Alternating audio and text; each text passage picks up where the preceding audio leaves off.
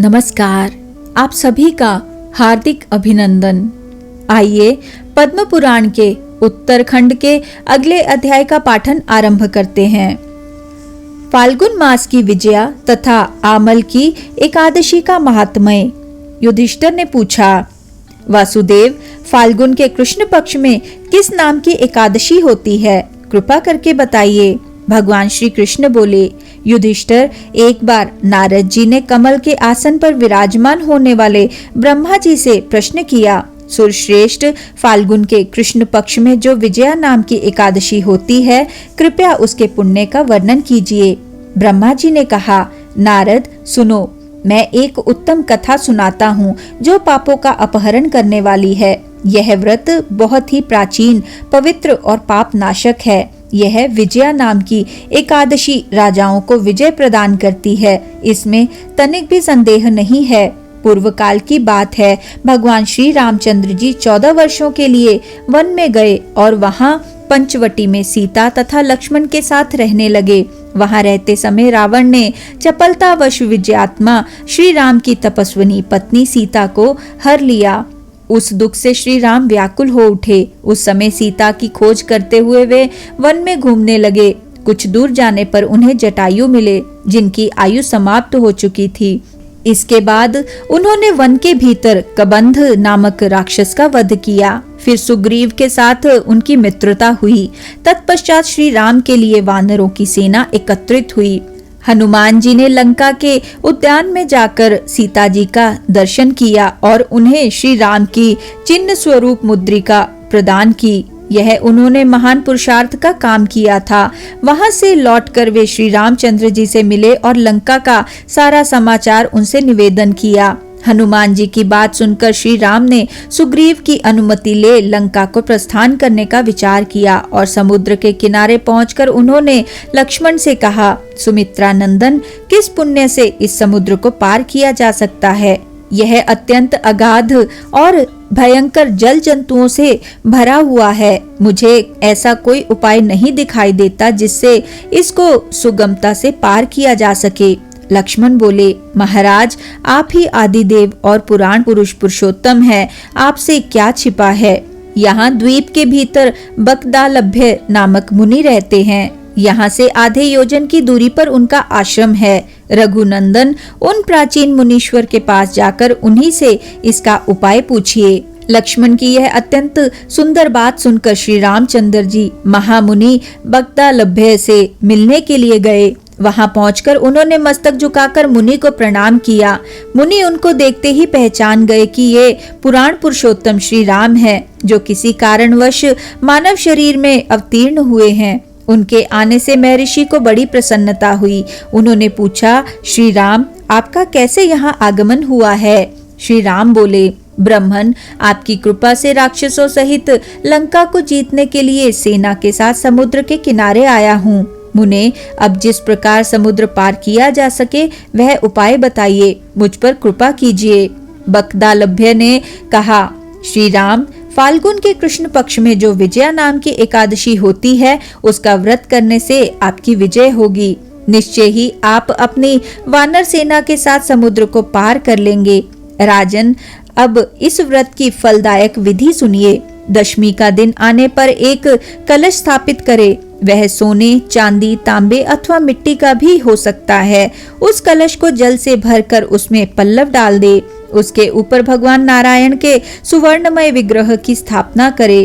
फिर एकादशी के दिन प्रातः काल स्नान करे। कलश को पुनः स्थिरता पूर्वक स्थापित करे।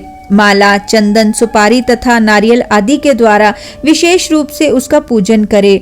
कलश के ऊपर सप्त धान्य और जौ रखे। गंध, धूप, द्वीप और भांति भांति के नैवेद्य से पूजन करे। कलश के सामने बैठकर वह सारा दिन उत्तम कथा वार्ता आदि के द्वारा व्यतीत करे तथा रात में भी वहां जागरण करे। अखंड व्रत की सिद्धि के लिए घी का दीपक जलाए। फिर द्वादशी के दिन सूर्योदय होने पर उस कलश को किसी जलाशय के समीप, नदी, झरने या पोखरे के तट पर ले जाकर स्थापित करे और उसकी विधिवत पूजा करके देव प्रतिमा सहित उस कलश को वेद वेत्ता ब्राह्मण के लिए दान कर दे। महाराज, कलश के साथ ही और भी बड़े बड़े दान देने चाहिए। श्री राम, आप अपने यूथपतियों के साथ इसी विधि से प्रयत्न पूर्वक विजया का व्रत कीजिए, इससे आपकी विजय होगी। ब्रह्मा जी कहते हैं, नारद, यह सुनकर श्री रामचंद्र जी ने मुनि के कथनानुसार उस समय विजया एकादशी का व्रत किया। उस व्रत के करने से श्री रामचंद्र जी विजयी हुए। उन्होंने संग्राम में रावण को मारा, लंका पर विजय पाई और सीता को प्राप्त किया। बेटा, जो मनुष्य इस विधि से व्रत करते हैं उन्हें इस लोक में विजय प्राप्त होती है और उनका परलोक भी अक्षय बना रहता है। भगवान श्री कृष्ण कहते हैं, युधिष्ठिर, इस कारण विजया का व्रत करना चाहिए। इस प्रसंग को पढ़ने और सुनने से वाजपेय यज्ञ का फल मिलता है। युधिष्ठिर ने कहा, श्री कृष्ण, मैंने विजया एकादशी का महात्म्य, जो महान फल देने वाला है, सुन लिया। अब फाल्गुन शुक्ल पक्ष की एकादशी का नाम और महात्म्य बताने की कृपा कीजिए। भगवान श्री कृष्ण बोले, महाभाग धर्मनंदन, सुनो, तुम्हें इस समय वह प्रसंग सुनाता हूँ जिसे राजा मानधाता के पूछने पर महात्मा वशिष्ठ ने कहा था। फाल्गुन शुक्ल पक्ष की एकादशी का नाम आमलकी है। इसका पवित्र व्रत विष्णु लोक की प्राप्ति कराने वाला है। मानधाता ने पूछा, द्विज श्रेष्ठ, यह आमलकी कब उत्पन्न हुई, मुझे बताइए। वशिष्ठ जी ने कहा, महाभाग सुनो, पृथ्वी पर आमलकी की उत्पत्ति किस प्रकार हुई यह बताता हूँ। आमलकी महान वृक्ष है जो सब पापों का नाश करने वाला है। भगवान विष्णु के थूकने पर उनके मुख से चंद्रमा के समान कांतिमान एक बिंदु प्रकट हुआ। वह बिंदु पृथ्वी पर गिरा। उसी से आमलकी, आंवले का महान वृक्ष उत्पन्न हुआ। यह सभी वृक्षों का आदिभूत कहलाता है। इसी समय समस्त प्रजा की सृष्टि करने के लिए भगवान ने ब्रह्मा जी को उत्पन्न किया। उन्हीं से इन प्रजाओं की सृष्टि हुई। देवता, दानव, गंधर्व, यक्ष, राक्षस, नाग तथा निर्मल अंतकरण वाले महर्षियों को ब्रह्मा जी ने जन्म दिया। उनमें से देवता और ऋषि उस स्थान पर आए जहाँ विष्णु प्रिया आमलकी का वृक्ष था। महाभाग, उसे देखकर देवताओं को बड़ा विस्मय हुआ। वे एक दूसरे पर दृष्टिपात करते हुए उत्कंठा पूर्वक उस वृक्ष की ओर देखने लगे और खड़े खड़े सोचने लगे कि प्लक्ष, पाकर आदि वृक्ष तो पूर्व कल्प की ही भांति हैं, जो सबके सब हमारे परिचित हैं, किंतु इस वृक्ष को हम नहीं जानते। उन्हें इस प्रकार चिंता करते देख आकाशवाणी हुई, महर्षियों, यह सर्वश्रेष्ठ आमलकी का वृक्ष है जो विष्णु को प्रिय है। इसके स्मरण मात्र से गोदान का फल मिलता है।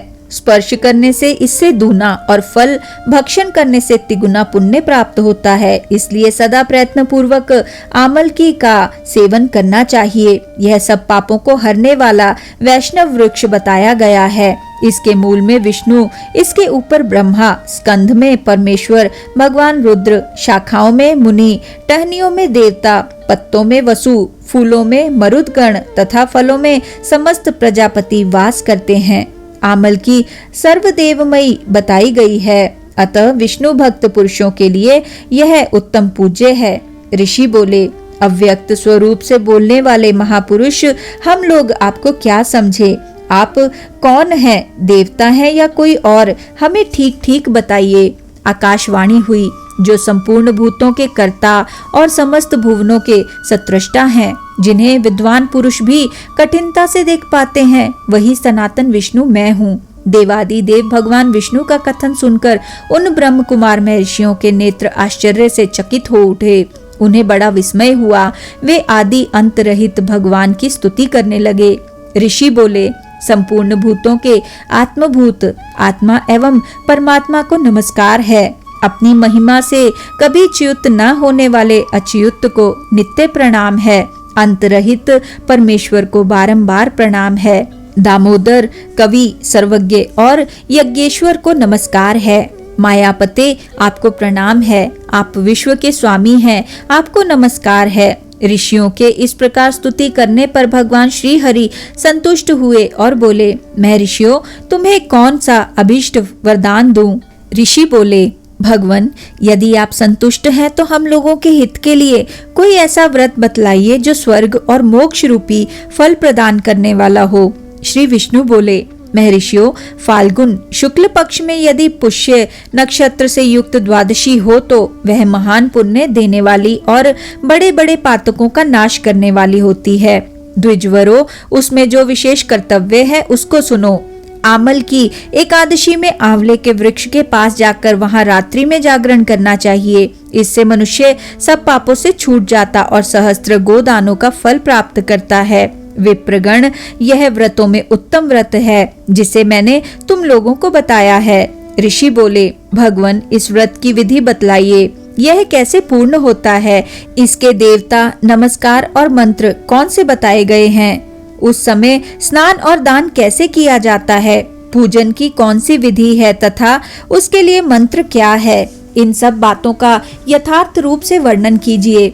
भगवान विष्णु ने कहा, द्विजवरों, इस व्रत की जो उत्तम विधि है उसको श्रवण करो। एकादशी को प्रातः काल दंत धावन करके यह संकल्प करे कि हे पुंडरीकाक्ष, हे अच्युत, मैं एकादशी को निराहार रहकर दूसरे दिन भोजन करूंगा, आप मुझे शरण में रखें। ऐसा नियम लेने के बाद पतित, चोर, पाखंडी, दुराचारी, मर्यादा भंग करने वाले तथा गुरु पत्नी गामी मनुष्यों से वार्तालाप ना करें। अपने मन को वश में रखते हुए नदी में, पोखरे में, कुएं पर अथवा घर में ही स्नान करे। स्नान के पहले शरीर में मिट्टी लगाए। मृत्तिका लगाने का मंत्र: अश्व क्रांते, रथ क्रांते, विष्णु क्रांते, वसुंधरे, मृत्तिके हरमे पापम, जन्म कोट्यम समर्जितम।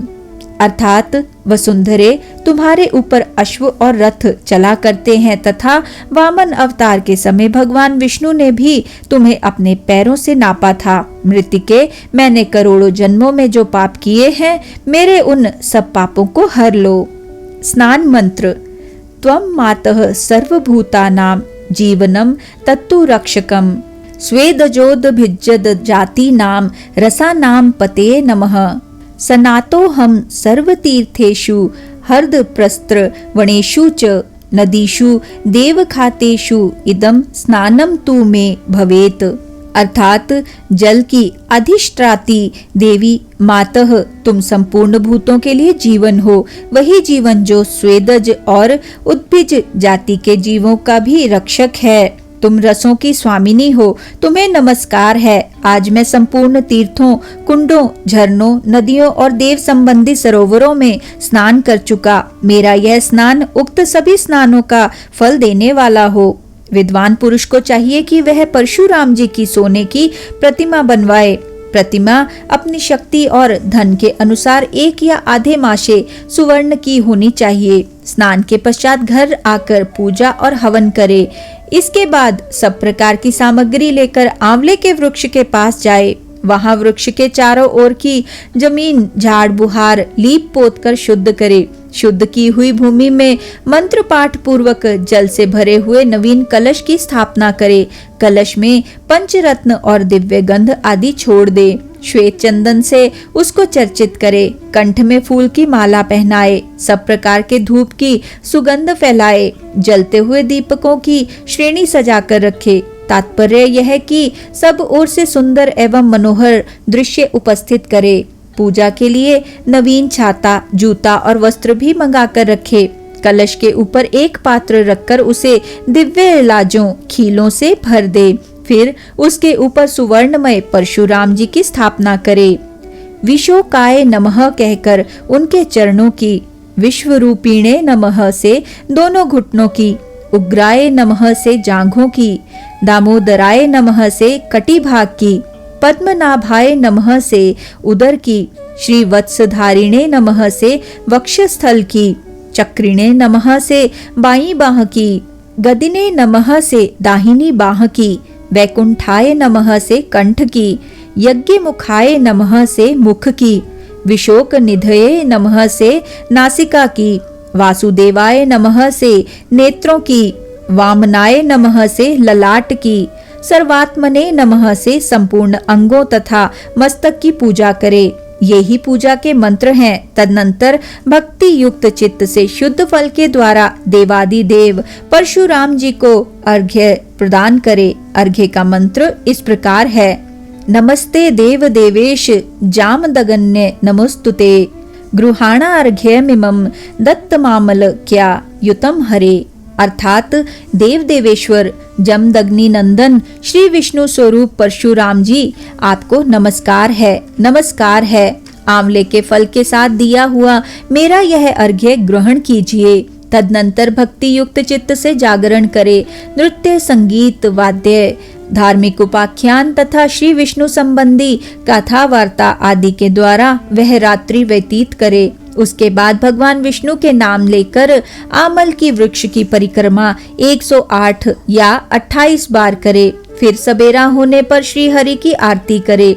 ब्राह्मण की पूजा करके वहाँ की सब सामग्री उसे निवेदन कर दे। परशुराम जी का कलश, 2 वस्त्र, जूता आदि सभी वस्तुएं दान कर दे और यह भावना करे कि परशुराम जी के स्वरूप में भगवान विष्णु मुझ पर प्रसन्न हो। तत्पश्चात आमलकी का स्पर्श करके उसकी प्रदक्षिणा करे और स्नान करने के बाद विधि पूर्वक ब्राह्मणों को भोजन कराए। तदनंतर कुटुंबियों के साथ बैठकर स्वयं भी भोजन करे। ऐसा करने से जो पुण्य होता है वह सब बतलाता हूँ, सुनो।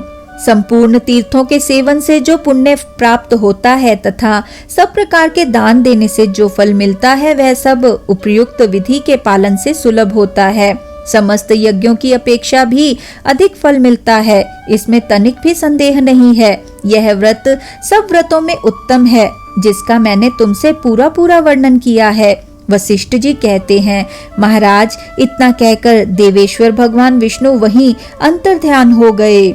तत्पश्चात उन समस्त महर्षियों ने उक्त व्रत का पूर्ण रूप से पालन किया। नृपश्रेष्ठ, इसी प्रकार तुम्हें भी इस व्रत का अनुष्ठान करना चाहिए। भगवान श्री कृष्ण कहते हैं, युधिष्ठिर, यह दुर्धर्ष व्रत मनुष्य को सब पापों से मुक्त करने वाला है। इसी के साथ आज के इस सुंदर पाठन को हम यहीं पे विराम देते हैं और अगले अध्याय के पाठन के लिए हमारे साथ फिर से जुड़िएगा। आइए विष्णु जी के इस सुंदर मंत्र से आज के पाठन का समापन करते हैं। ओम नमो भगवते वासुदेवाय। ओम नमो भगवते वासुदेवाय। ओम नमो भगवते वासुदेवाय। ओम नमो भगवते वासुदेवाय। ओम नमो भगवते वासुदेवाय। ओम नमो भगवते वासुदेवाय। ओम नमो भगवते वासुदेवाय। धन्यवाद।